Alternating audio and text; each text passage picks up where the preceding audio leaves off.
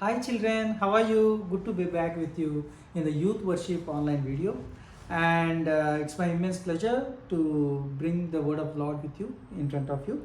And I believe that we are all doing well, even though the pandemic is almost in the last stages, and we still pray that we will all meet in the church one day and praise the Lord together. Okay, today we are going to discuss about the lives of Abraham, Eliezer, Isaac, and Rebecca. So this is taken from the book of Genesis, chapter 24, 1 to 4, and 10 to 27. So the title of this message will be the trust between the people, the trust between the God and the people to people. Let's see how we can God talks to us through this passage. Before we go ahead, let's read the word from this passage. Genesis chapter 24. Abraham was now old and well advanced in years, and the Lord has blessed him in every way. Household, the one in charge of all he had. Put your hand under my thigh. I want you to swear by the Lord of heaven and the Lord of earth, that you will not get a wife for my son from the daughters of Canaanites among whom I am living. But will you go to my country and my own relatives and get a wife for my son Isaac? Okay, so this is the first four verses, and after that we will see from 10 to 27. Then the servant took 10 of his master camels and left, taking with him all kind of good things from his master. He set out from Aram Naharaim and made his way to the town of Nahor. He had the camels kneel down near the well outside the town. It was toward evening, the time the women go out to draw water. Then he prayed, O Lord, God of my master Abraham, give me success today and show kindness to my master Abraham. See, I am standing beside the spring, and the daughters of the townspeople are coming out to draw water. May it be that when I say to the girl, please let down your jar, I may have a drink, she says, drink, I will water your camels too. Let her be the one you have chosen for my servant Isaac. But this I will know that you have shown kindness to my master. Before he had finished praying, Rebekah came out with her jar on her shoulder. She was the daughter of Bethuel, son of Milcah, who was the wife of Abraham's brother Nahor. The girl was very beautiful, a virgin. No man has ever laid with her. She went down to the spring, filled her jar, and came up again. The servant hurried to meet her and said, please give me a little water from your jar. Drink, my lord, she said, and quickly lowered the jar to her hands and gave him a drink. And she had given him a drink. She said, I draw water for your camels too, until you have finished drinking.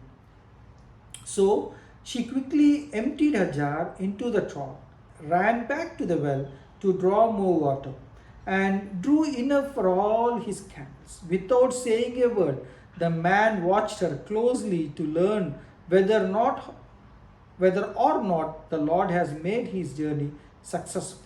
When the camels had finished drinking, the man took out the gold nose ring weighing a bekah and 2 gold bracelets weighing 10 shekels.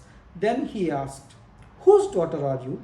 Please tell me, is there room in your father's house for us to spend the night? She answered him, I am the daughter of Bethuel, the son that Milcah bore to Nahor. She added, we have plenty of straw and fodder, as well as room for you to spend the night. Then the man bowed down and worshipped the Lord, saying, praise be to the Lord, the God of my master Abraham, who had not abandoned his kindness and faithfulness to my master. As for me, the Lord has led me on the journey to the house of my master's relatives. So, this is the story of the trust. Okay, so if you see the meaning of the trust, I have taken it from the Google, which says firm belief in the reliability or ability of someone or something. So it is the firm belief or faith on what? On ability of someone or reliability on someone or something. So now if you see, God trusted Abraham, and Abraham trusted Eliezer and gave him a task, and Eliezer trusted God. So it's a circle of trust and belief. Okay. So before we go ahead to the present passage, we will see what we have read previously. Abraham trusted God. What was the promise made to Abraham? God promised Abraham that through him multitudes of descendants will come. So God told him that from you a multitude of descendants will come in Genesis 12:1. So Abraham trusted God, and Abraham trusted God, believed him, and God gave him a son. His name is Isaac. And even though God gave him a son, out of long waiting, God wanted to test him whether Abraham can be the right person which he has chosen. So God tested Abraham. God tested Abraham, authenticating by commanding him to sacrifice his son Isaac. This is from Genesis chapter 22 verse 2. So God, as per the trust of the God, when God asked Abraham to go and sacrifice his son, he did not hesitate. He trusted God.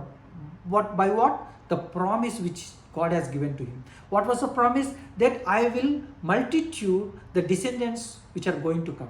So Abraham trusted God and went to sacrifice Isaac, and remaining we all know the story. But if you see Abraham trusted God and God trusted Abraham. Now coming to the passage which we have read today, this is a task given to the servant, swearing him that to bring a wife to Isaac. We know that Isaac is the promised child, and Isaac is the person whom the God will want to build the generations of Abraham. So to bring a bride to Isaac should be with two conditions. That Abraham put two conditions in the passage: not to find from Canaanites, but go to the own land, find from his own relatives. So what Eliezer has to do, he has to go to his own land and find from his own relatives. The second condition which Abraham put to Eliezer was, if at all the girl whom Eliezer has chosen refused to come to the land of Abraham, so Eliezer asked him, can I take her back? So he said no, not to take back Isaac for his own land Haran. Okay, these are the two conditions which Abraham put. So when Abraham trusted Eliezer, this is almost, if you see, approximately 2,000 years before Christ. These all things have happened, and at that time to look for a wife is not an easy task, especially for a promised child like Isaac. It's not an easy task. At that time there was no internet, no communication, not even a letter.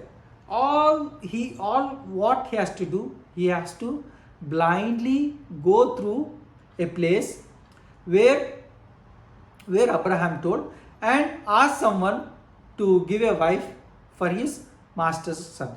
So there was no exchange of photos, there was no exchange of communication, whether Eliezer is the right person or not. So many things may be going on in Eliezer's mind. And Abraham given this task, so Eliezer want to perform it. Master, he is the trusted servant, so he want to execute the task. So what Eliezer did? Eliezer trusted God, the faithfulness of the good servant in fulfilling the commission. So he told, I am a good servant, I want to fulfill what my master wants. So for that, what he did? He trusted God. Eliezer trusted God. In verses 12 to 14, if you see, Eliezer prayed and trusted God. What Eliezer did? Okay, to get this task accomplished, what Eliezer did? He prayed to God. And what God did, if you see the whole thing, okay, which has happened 2000 years before, if I was searching through the Google and found that the distance from Haran, from the current place Canaan to Haran, where Abraham came, is approximately 600 to 700 miles, which is 965 to 1200 kilometers. So, and he is going on a camel, and a camel maximum which can travel to 25 to 30 miles a day. And if you see, the journey will take approximately 4 weeks, that is 1 month. So Eliezer is traveling 1 month to look for a wife for Esau. So he want to get the things done correctly, what the master wanted. So what he did, he trusted God. So what he did, he trusted God. So and he prayed to God. He prayed to God, and God responded to Eliezer's prayers. God responded to Eliezer's prayers, and he has answered his prayers immediately. So if you see the verse 12, then he prayed. What he did? Then he prayed. Then what happened?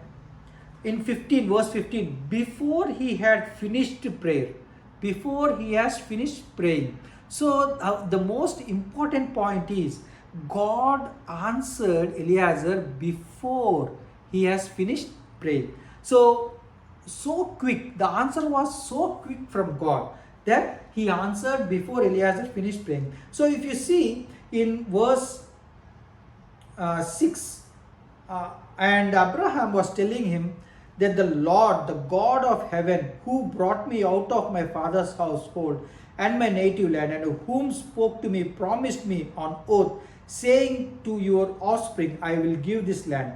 He will send, the important part here is, he will send his angel before you so that you can get a wife for my son. So Abraham has already told Eliezer that God is going to send your angel before you. And if you see, when Eliezer started praying, before he finished praying, God has answered his prayer. So such a mighty God we serve, such a mighty God. He is the one who answers prayers. He is the one who thinks about us. He is the one who sends angels before us so that our prayers will be answered. So what we have to do? We have to trust God. We have to trust God. Abraham trusted God. God trusted Abraham. Abraham trusted Eliezer. Eliezer trusted God. So if you all see, the main important thing is we should trust God. We should trust God. So if you see, Abraham trusted Eliezer, and Eliezer trusted God, and God answered Eliezer's prayer. So I want to emphasize here that prayer is the only weapon we have to get our things done. If you want something from God, ask Him. In Matthew chapter 5, He says, ask, it shall be given unto you. Seek, you will find. Knock, it will be open. So as long as we keep on asking God, God will answer our prayers. So here Eliezer prayed, and he is dependent on God. He trusted on God, and God answered his prayer before he has finished praying. Oh, such a joy he might be having, right? So as soon as before he started finishing prayer, Rebecca was there in front of him, and the points which he prayed, the same thing happened. He wanted someone to give him water and also to his camels, and Rebecca did the same thing. It is as if God sent Rebecca to that point for accomplishing God's will, for answering Eliezer's prayer. Okay, so always remember, to conclude, I want to say that prayer and dependence upon the Lord are essential for a believer. So for a believer, for a youth, you should always remember prayer and dependence upon the Lord are most essential for a believer. The second thing I want to tell you, that God has called us to bring our needs to Him. God Himself is telling, please bring your needs, ask for your needs, I will give you. So what we have to do? The only thing we have to do is ask. So if I tell you, that this question is coming for the exam, what will you do? You will read and go for the exam, right? And now the same thing is God is telling, I want to bless you. What you have to do? You have to ask for it. So you know the solution, but the action which you have to take is you have to ask God. So I request all of you to please, whatever you have in mind, whatever you want, whatever dependency you want, just depend on God. Ask Him, and God will answer your prayers. So in this passage which we have read, God answered Eliezer's prayer immediately before he finished his prayer. But however, if you see Abraham, God answered Abraham's prayer after a time. So maybe God has promised Abraham maybe 30-40 years ago that your offspring will be increased, but he don't have kids. He waited so many years. God answered his prayers in his own time. So, but God will answer. Maybe it can take time. For some things it can take time. For some things immediately it can be answered. But God will definitely answer. But for us, what we have to do? We have to ask God. So, all children, we learn today that we have to ask God. Let's close in a small word of prayer. Lord, Heavenly Father, Lord, as you talk to us today, make us to be a believer. So we depend on you. We ask you. We knock at your door and we seek for you, so that our prayers can be answered in your own time. Lord, we love you, and please extend your hand and bless us abundantly and answer our prayers, listen our prayers, and throne on our praises. May our praises be a sweet incense to you. You be the one who guides us, Lord, in all our ways of life. Thank you, Lord. We love you and we bless you. In Jesus' name I pray. Amen. Children, I hope you all enjoyed, and may God bless you all. Bye.